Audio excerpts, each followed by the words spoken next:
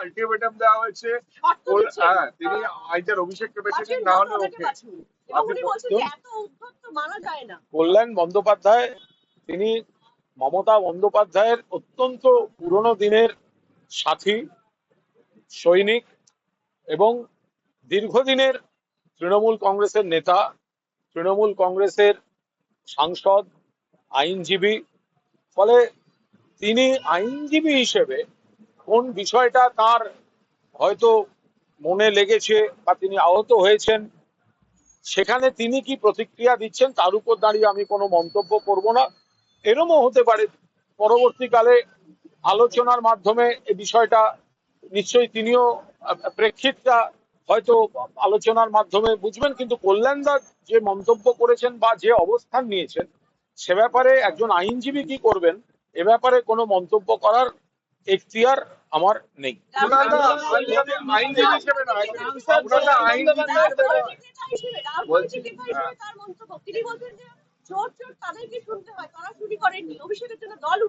আর সবচেয়ে বড় কথা হচ্ছে দল হারার জন্য দায়ী অভিষেক বন্দ্যোপাধ্যায়। আপনি কি মনে করেন কল্যাণ বন্দ্যোপাধ্যায়ের মন্তব্য ঠিক?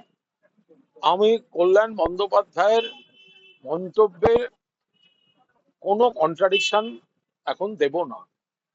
কল্যাণ বন্দ্যোপাধ্যায় তিনি সিনিয়র নেতা, কোনো একটি বিষয়ে তিনি ক্ষুব্ধ, তিনি কোনো একটি মন্তব্য করেছেন এবং সেখানে আমি কোনো মন্তব্য এই মুহূর্তে করব না এবং কল্যাণ বন্দ্যোপাধ্যায়ের বক্তব্যের কোনো কন্ট্রাডিকশনও আমি দিতে যাব না। একযোগে সমস্ত মানে একটা বড় অংশের সাংসদ, বড় অংশের বিধায়ক তারা শুধুমাত্র অভিষেককেই দায়ী করে চলেছে। এই অবস্থাতে কল্যাণদার এই মন্তব্যের পর কি কোনো আত্মবিশ্লেষণ আমি এই বিষয়ে আমি আবার ফিরছি।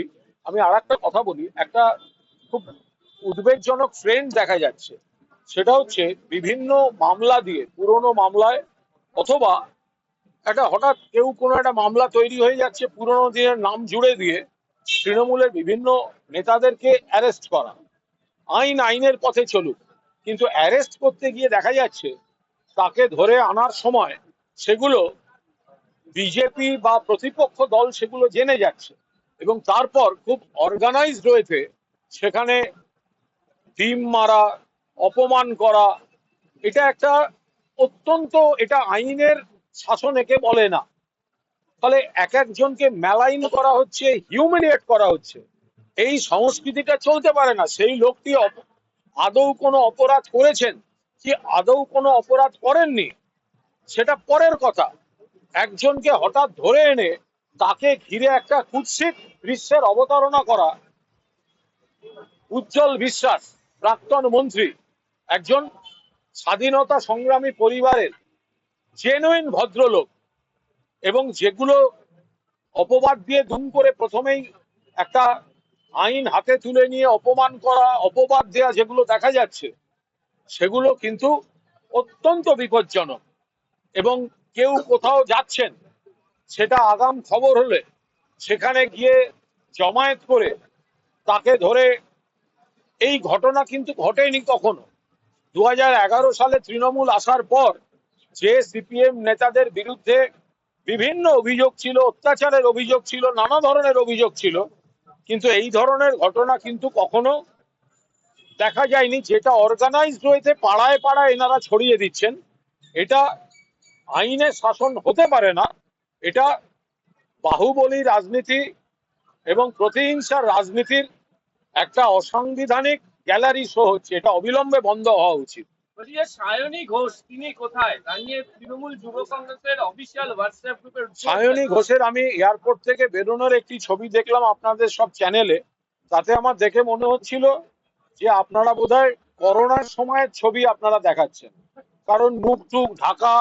মানে করোনার সময় আমরা যেসব, আপনারা আগে চেক করুন ওটা আজকের ছবি কি ছবি নয়। হঠাৎ এত না তাহলে উনি এত মুখ ঢাকতে যাবেন কেন? উনি এমন কি করেছেন যে মুখ ঢেকে চলাফেরা করবেন?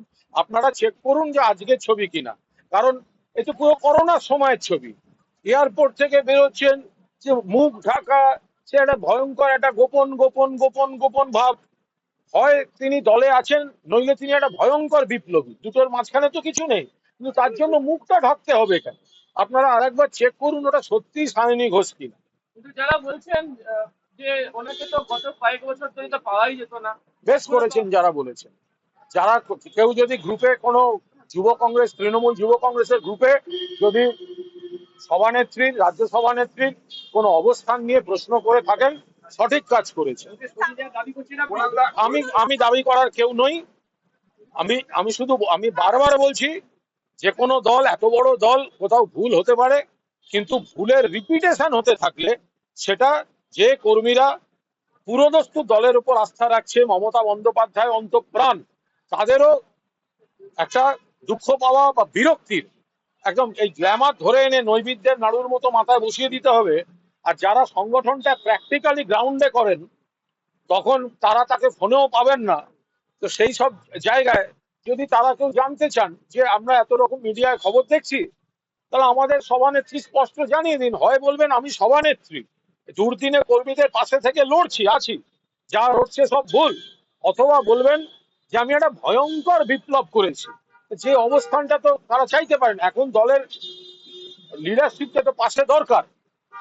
তো কজনকে, শাখা সংগঠনের প্রধান, তো তাকে তো যুব সংগঠনের কর্মীরা খুঁজতেই পারেন।